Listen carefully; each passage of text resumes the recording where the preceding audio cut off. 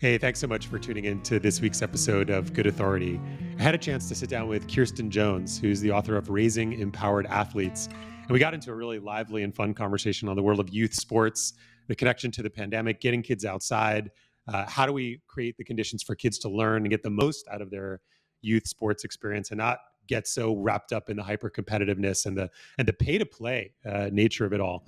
And if you don't have kids who are in youth sports or at least or not yet, don't worry, we got into a great conversation on the parallels to being a good parent in the world of athletics, to being a good manager and being a good leader in the rest of your life. And there's so many things that those things have in common around how do we create the conditions for other people to succeed? How do we develop them, not micromanage them, but challenge them in the right ways and manage our own anxiety in the process? I think you'll get a lot out of the conversation. Kirsten Jones, thank you so much for joining us on Good Authority. Really glad to have you here. I'm so excited to be here, Jonathan. So we're going to get into your book, Raising Empowered Athletes, and a whole bunch of conversations I found fascinating and ground source for lots of reflection on parenting. But what's one thing for folks who don't know you? What's one thing that they should know about you in terms of your kind of what you're bringing to this work as we get into the conversation today? Oh, I haven't been asked that. I love that question. I guess probably the best way to describe me is I've worn all the hats. So I grew up playing sports. I was a D1 athlete. And then I worked at Nike with the best athletes in the world. And now as a parent, raising three athletes and then working with parents and their athletes in the coaching capacity. And I've coached sports for my kids and for others. So kind of looking at this from every angle, I think, gives me the different perspectives of it's one thing to say, oh, this is the way you should do it. But I've been in the seat of trying it and messing it all up and learning from it, hopefully. And that's what I share with in my book. And when I work with clients and athletes, there isn't a perfect way to do this parenting thing or this sports thing. We all have to do the best we have from where we are with what we've got. Nice. I was just thinking before we went on air, what a great time to do this since we literally are on the heels of March Madness as this show is going to go live, and we're watching incredible things.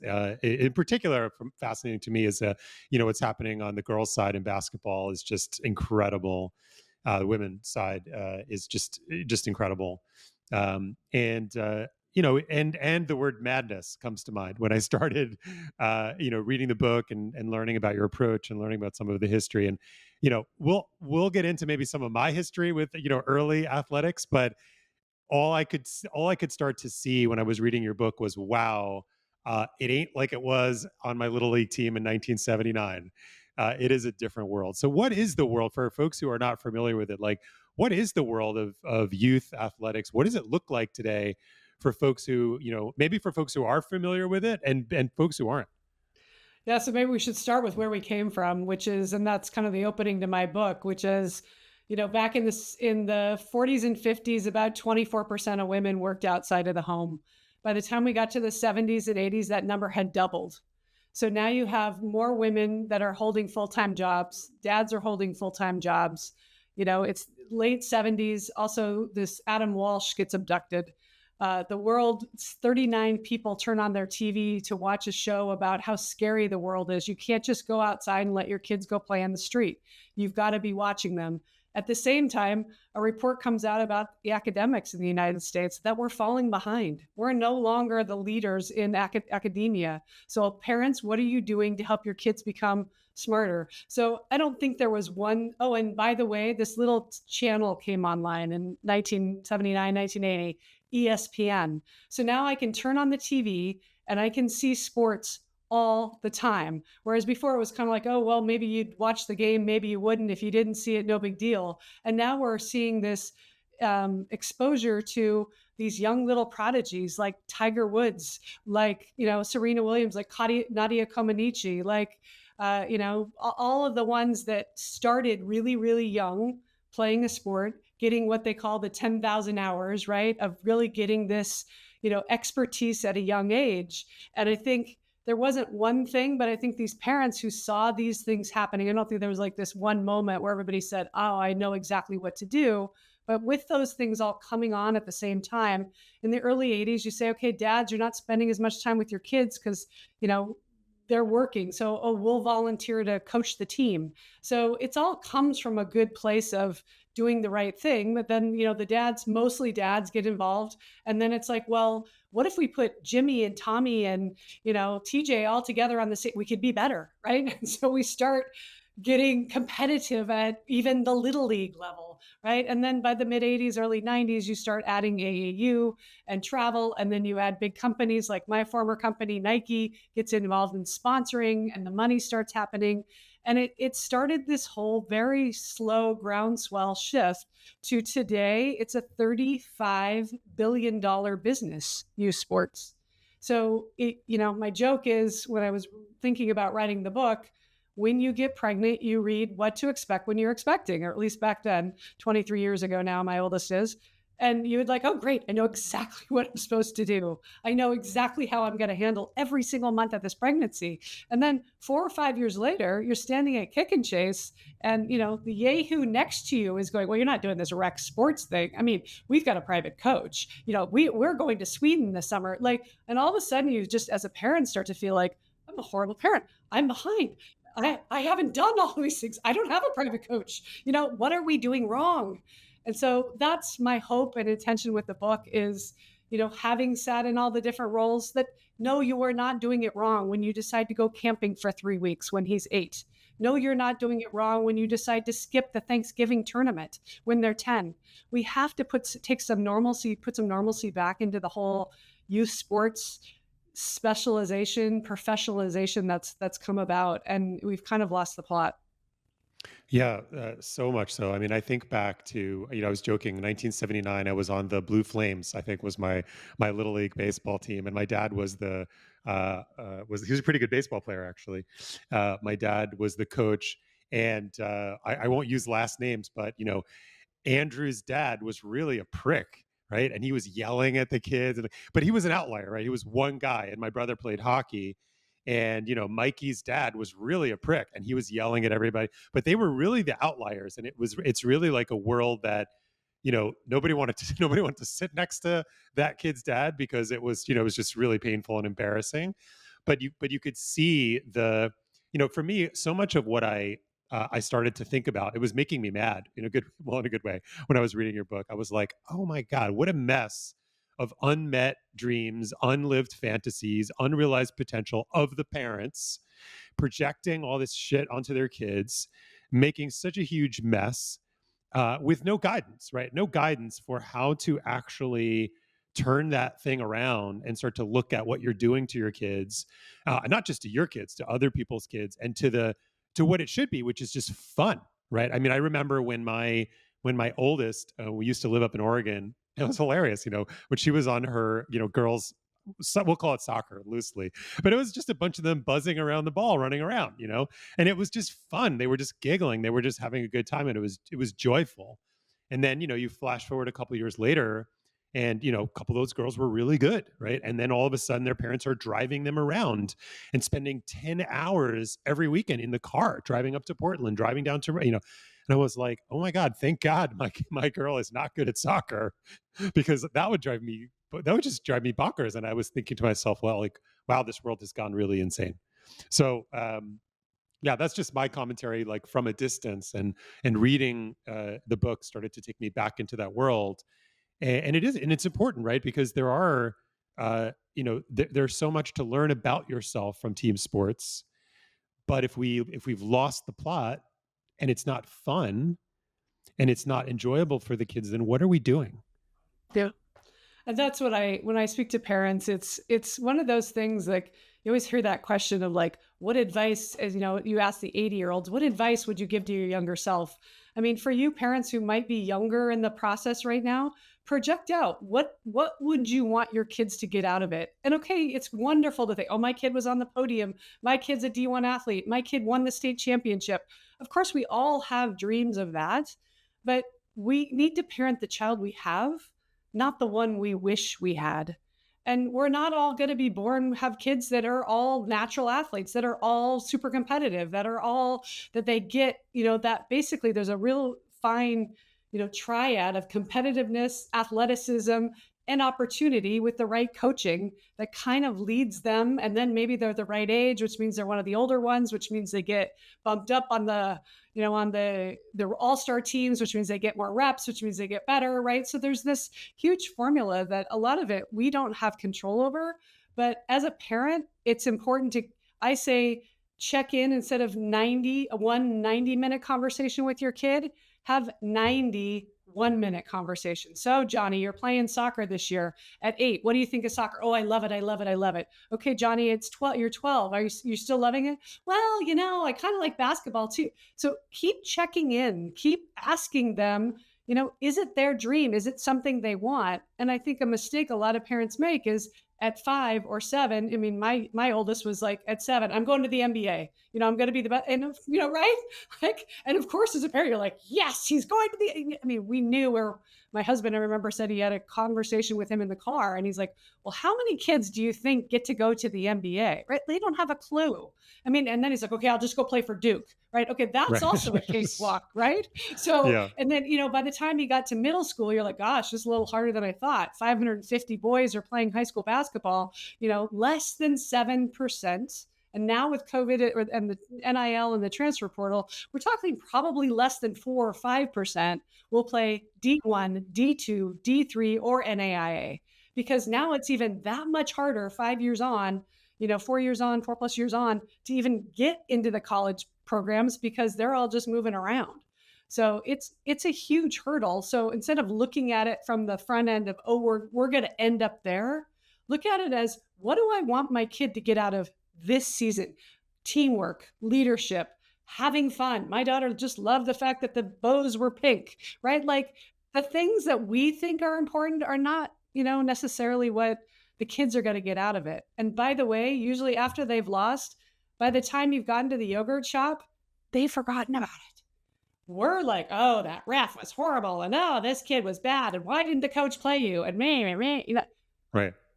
let it I go. think it's the same. I think it's the same thing with the New York Knicks when they lose, and I'm still thinking about it the next day. They've moved on. Those guys are making $25 million a year, and they're like, Why "Yeah, am we I lost." so upset? Why am I so upset about it? So how did you start? I mean, you were a D1 athlete, right? So these were things that you knew firsthand. I know your husband was also was a professional basketball player, but how did you get into this work? Like, what was the confluence of factors where you said, I'm going to start building a practice and building a business around, really coaching parents, right? Because it's not about coaching athletes, right?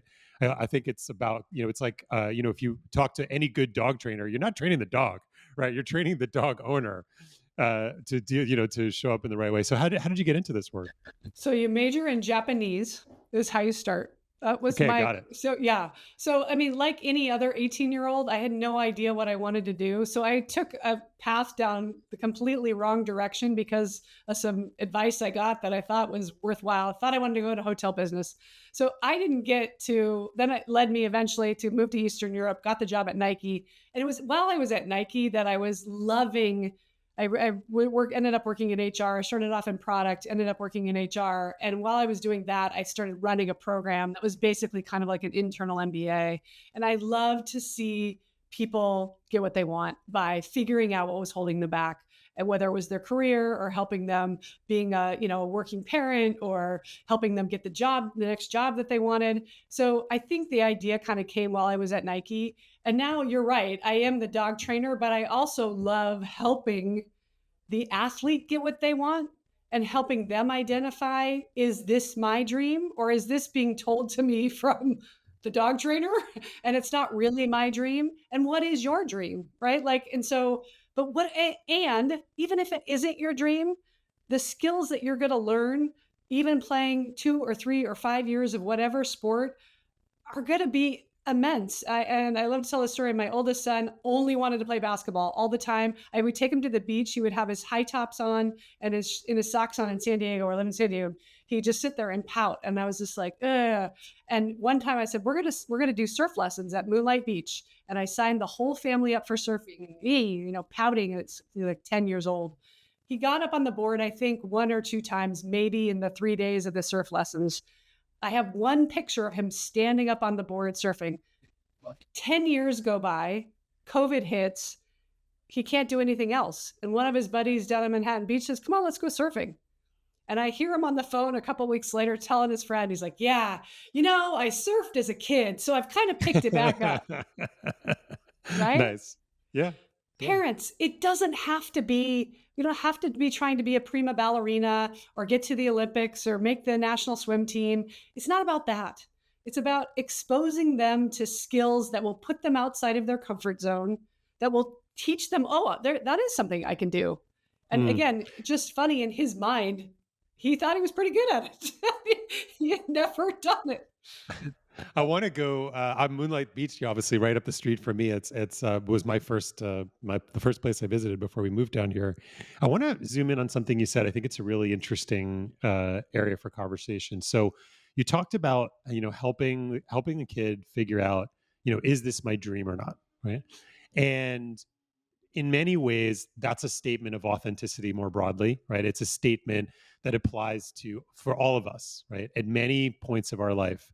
Obviously, there's a lot of dependency on childhood. A lot of us follow in our parents' footsteps in one or more careers, or we outright reject the careers and the paths of our parents, which is another way of complying, actually.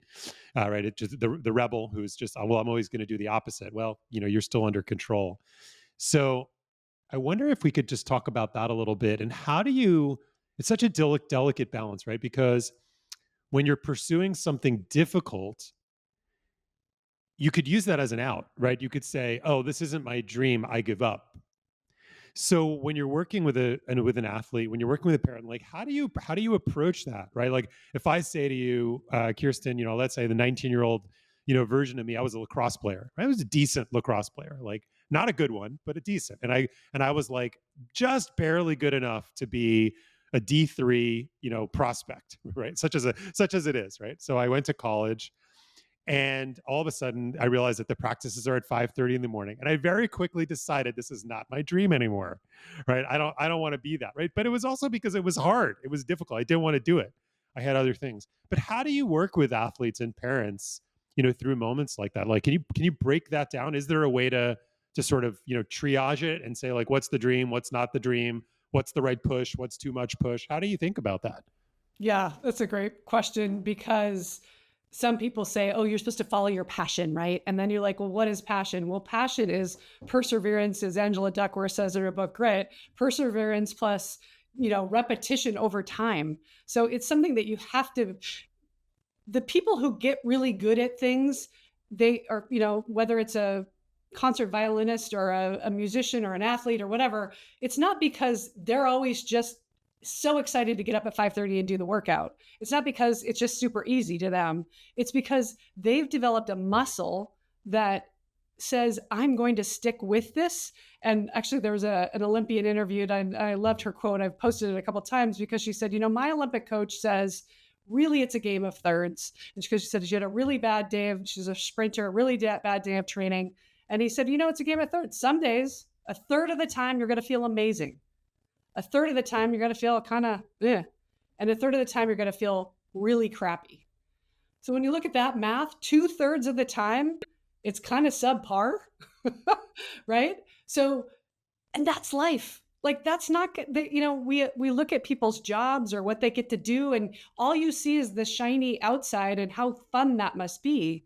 What we don't get to see is what's below the water, and the iceberg below the water is the hard work, is the getting up early, and so the advice to you at 19 is, okay, that's fine. If this is not what you think you want to invest your time in, now it's a research project. What are the tools that you've acquired by doing this for 5, 7, whatever number of years you've done it? And what out of that did you really enjoy? And then from there, what are we going to look for? Because those are the pieces that you want to put into whatever you're doing every day.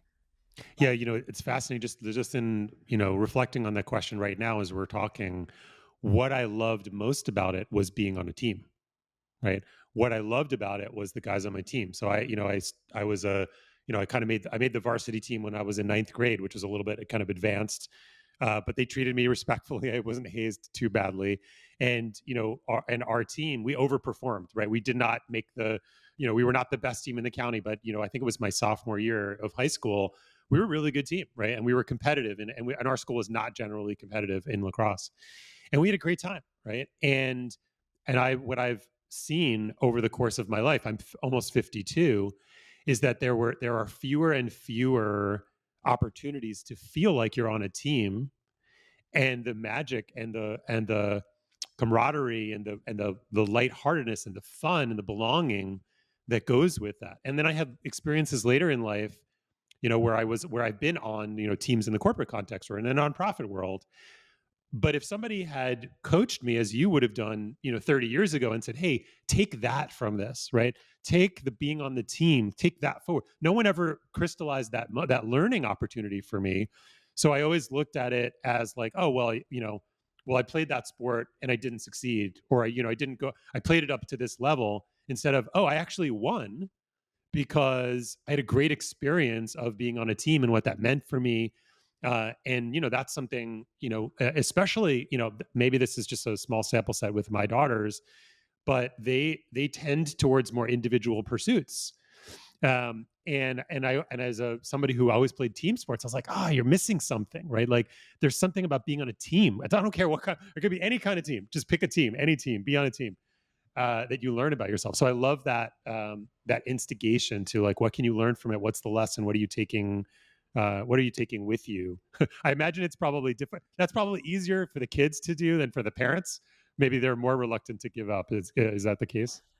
Well, and sorry to your framework around being on a team and what does that mean? And I think back to my Nike corporate experience, which was it was interesting because inevitably 98% of the people around at any boardroom meeting table had some athletic background, and some would be team sports people, some would be golfers, some would be cyclists, some would be runners, and you could see the different personalities about who wanted to get together to work on this project, who wanted to do their own thing, who wanted to leave me alone for the next 26 miles.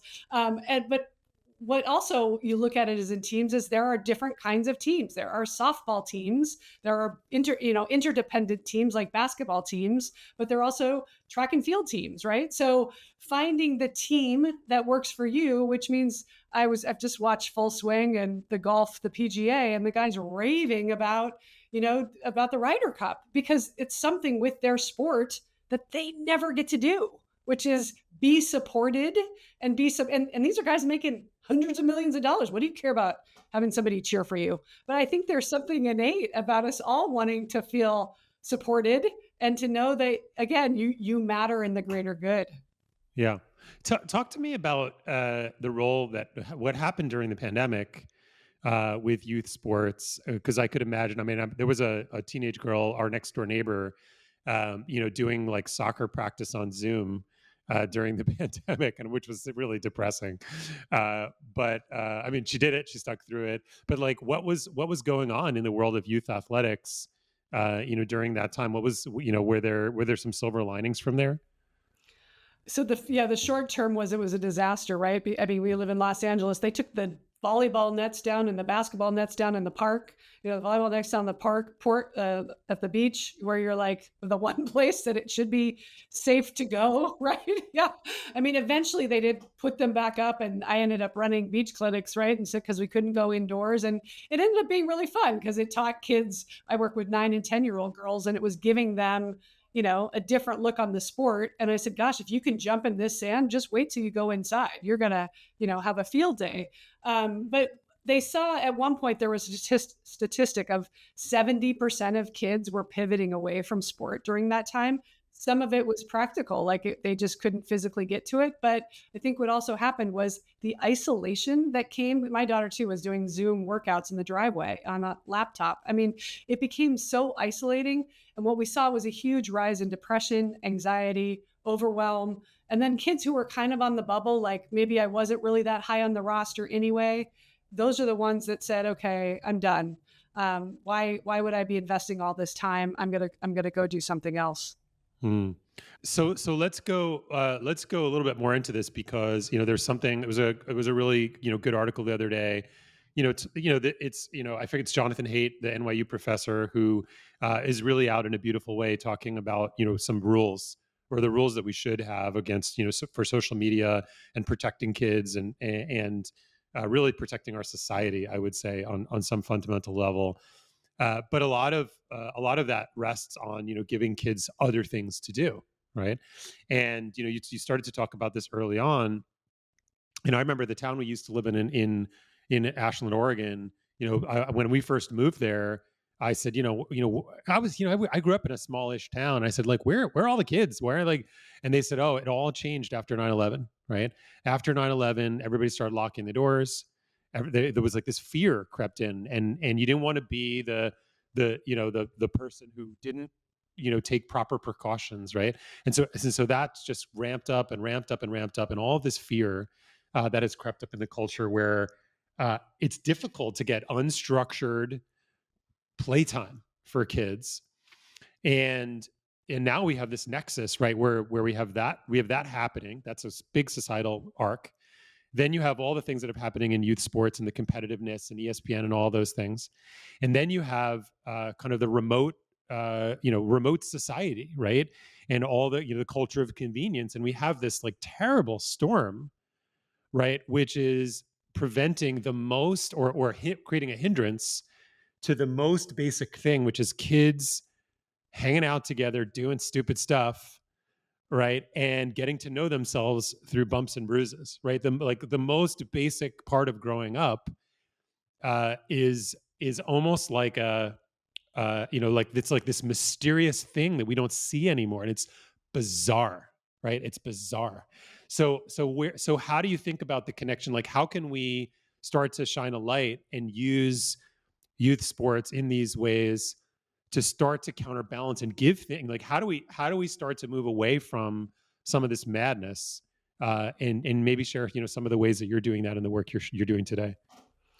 Yeah, so I 100% agree. And what we've seen is what we know about human behavior is the more we consume and the less we create, the more depressed we get. So if we're only sitting there taking everything in, we're not doing anything that uses our brain, where we can't be in the dream space to actually think of something new or try something different. That's when the overwhelm kicks in. And, Jonathan Hay talks about, like, kids shouldn't have phones until they're, in high school. They shouldn't be on social media till they're 16. We should be taking the phones out of schools altogether. And we should be getting kids, as you said, face to face, because we're seeing them. I mean, and even basic things like dating, like, they don't even talk to each other. It's like, oh, I got asked to the dance. Oh, great. What happened? Well, he DM'd me. And then I decided I didn't want to go, and I DM'd him back. And like, it's so impersonal, and it completely misses the whole point of how you're going to grow, which is having that face, passing the note in class, needing to make Yeah. eye contact, having Getting to, caught. yeah, exactly. All of those things. So to answer your question, though, there's, really two sides that we're coming at this from a top down. There is a government group that I don't really know that much about, but from the top down, they're really trying to figure out ways to make it less pay to play. And that's the problem, is everything has become so pay to play that there really isn't any grassroots basketball startup, anything going on, or it's in very, very small pockets. And that's how we're losing the 15-year-old who just wants to go play soccer. Like, where do you do that? You can't. You got to be playing club, right? And so my work is really from the ground up, which is helping those that are already in the thick of it, but trying to help identify, maybe it's time for Johnny to pivot. I had a client a couple of years ago. He'd only done water polo. He gets cut his junior year of high school. The mom is beside herself. We've spent every dollar, every waking hour, every summer doing junior Olympic water polo. And again, no fault of hers. This is what he wanted. He gets cut. Now what are we going to do? And to his credit, he pivoted. He went out for the diving team. He made it. He found friends, and he was happy. But how are we helping our kids when it comes time to pivot? And then when they're in whatever it is they're doing, how are we supporting them to know that this is what they want? And that it doesn't mean it's always woohoo fun, but that it's something they're willing to work hard at and face headwinds in. There's I think it's probably in my top three quotes, and I'm about to get it wrong, but I'll get the important part of it right. It's either resilience or happiness or or I think it's something like resilience. It was a Churchill quote, or at least it's attributed to Churchill, where he says like something like resilience is moving from failure to failure with no lack of enthusiasm, Yes. with no loss of enthusiasm, right? It's Yes. like that's what everything good in life comes from, go moving from failure to failure, and with no loss of enthusiasm, and being resilient, figuring out like, wow, look at what I learned from that, right? I heard this person, it's amazing. It was so simple, right? They said like, oh, well, that really took me to rock bottom in my life, and what a great place to build a foundation, right? It's like, right, like what better place to build a foundation than really failing. Well, and So I here's the just thought that was a, problem. yeah. Here's the problem with what's going on with youth sports, though, is because mom and dad paid $2,500 or $1,500 or whatever for you to join this team. Whereas, if you'd signed up for the YMCA for $55 and it didn't go the way, you'd be like, fine, whatever, move on. But we've so overinvested our time, all of our resources. Like we said, giving up every vacation, we're giving up every holiday, we're giving up everything so that's when I get these panic parents who call me and say, Susie's really upset. She's not playing. And I'm like, okay, let me talk to Susie. And I get Susie on the phone and she's like, did you know that we have all matching hair, knee pad socks? It's the funnest thing ever. Like Susie's having fun. Right. Mom's not having fun because mom's like, no, and rightfully so. I've invested all this money and I'm losing everything else on the outside. And my daughter's not even playing.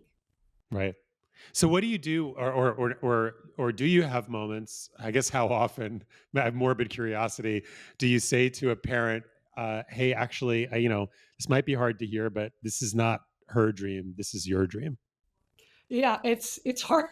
It's hard to say it to the parent. Well, and usually, to be fully transparent, it's usually the mom calling me about the dad. Oftentimes, but that's not always true. But I will speak from my own experience. Was my boys both knew they wanted basketball really early, and my husband played to a very high level, so it was like that was a no brainer. My daughter, I went with she's going to do what I do. She played softball. She said did soccer, the school play, everything. So she didn't come to volleyball till much later, and 13, right? And so she was one of those kids that never got on the floor. And that was really hard for me. I flew to Kansas City and sat on the side for 4 days and watched every other kid on that roster get on the floor. Even the shortest ones got subbed in the front row before my kid, right? So I have to come back to, though, why was she on the team then? If the coach really didn't have any intention of playing her, then to me, that's a coaching error. If it was like, okay, here's an opportunity for her to get better so that maybe next year she could be playing at this level, then at least you can have the conversation of, would you rather go to the B team and get better? Or do you want to be up here on the A team because most of your friends are on the A team? You're not going to really touch the floor. And that gets into the really, again, hard for the parents and hard for the kids. Hmm. I want to, as we kind of move into close our conversation, there's something that you said in the book, which I absolutely loved, and I think it really just kind of brings home the conversation of what just isn't happening nearly enough, which is parents saying to kids in whatever forum we're talking about athletics, is I just love to watch you play, right? And if parents could just live there, right, the world would be a much better place. So talk to us about that, and how do we get parents to just say, hey, I just love to watch you play. Yeah, we get so emotionally invested and we want to win and we get competitive. And so, with March Madness going on, I mean, I the other night my husband went to crypto to watch it. He's like, "Did you watch it?" I'm like, "I can't handle it anymore." Like, even though my kid's not playing anymore, it still is like you really want your team to win. So it's hard to remove yourself. But again, when we come from a place of, and this is what I say to myself, is check yourself, go take a lap if you need to, distract yourself, talk to the person next to you, but this is not your game. This is their game. And when you allow them, so the only thing you need to say to them in the car ride home is, I love to watch you play. Did you have fun? And maybe they're like, well, it wasn't fair that okay, great. Maybe we'll talk about it tomorrow. And at the very least, give it the car ride home, give it a couple hours. But the number of kids that I hear in tears telling me my dad reamed me the whole way home I had another woman who said my dad dropped me off on the freeway because the side of in Malibu, and I had to walk because I lost my tennis match. It's completely lost perspective parenting where you have to step back and say, What do I want them to get out of it? And when my daughter didn't play in Kansas City, I said to her, "Oh, this is so hard. What are you going to do?" She's like, "I'm going to go talk to the coach. I got to go find out what I need to do to get better." Yes. Just like we do with their schoolwork. Get out of the portal. Don't be in there checking their grades. Don't be finishing their assignments. I have a whole story in there too about that. Like people are like, "Oh, I don't have an athlete. This doesn't apply to me." This is about how you parent in total, right? Like the same parents that are in the portal, perseverating over grades and talking to the coach, a teacher, and the principal are the same ones that are doing it in sports. And when we do that, we rob them of the opportunity to learn, to grow, to lose, to get the C. Oh wow, that sucks. The D, the Yep. F, whatever. Yep. Okay, is this important to you? Well, no. Yep. Okay, great. Well, then let's talk about what the consequences will be. Like, and so allowing them to make some of those decisions early, not like, well, they're too young. Oh, they can't make those decisions yet. Well, they're very bright and they know exactly what they're doing. I love the connection because, obviously, as you know, the podcast, this is all about good authority, right?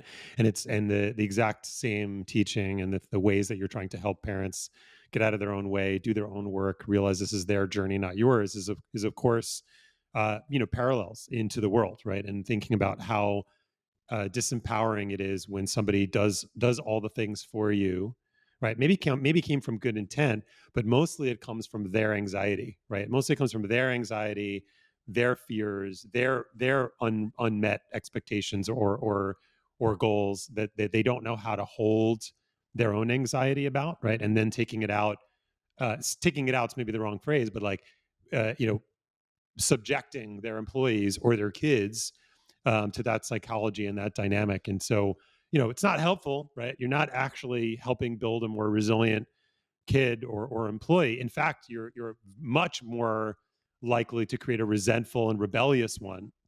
All right. But it's hard, it's difficult in those moments, right? As you said, because the emotions are high and there's an inherent, narcissism with your own kids, and you want them to succeed. You want them to be good at stuff, right? You want them to be smiling and happy, not crying. And, and so, that's the strength of being a parent, the strength of being a leader and being a good authority applies, in all of these different domains of life. So if you are one of those people and you are checking the portal, right? Or you're checking your employees' work and you see, because we got a million tools now, you can look. And if you see yourself looking, just note to self, I'm one of those people. I need help, right? I need help. I gotta go. If it's a coach in the work world, if it's Kirsten in the athletics, in the world of athletics, some other domain of life, it's okay. We've all been there. Kirsten's been there. I've been there. We've all been there where we're too far in, and it takes it's like we got to pull our fingers away from the keyboard, metaphorical or actual, and give them the space to learn and grow on their own. So And if we let them, they will teach us. And that's what's so beautiful is sometimes again, the old, you know, you have two ears and one mouth, listen twice as much as you speak. But it's very true in parenting because when we when you just ask the question as to what do you want in this situation? What do you want to get out of it? And really listen. Don't just listen to give them the answer that you're going to give them anyway. They come out with amazing insights about what it is they want and why. And even I can give you the example, vulnerably, my oldest ended up getting the full ride and getting his dream to play D1 basketball at BU. And it was not a coaching fit.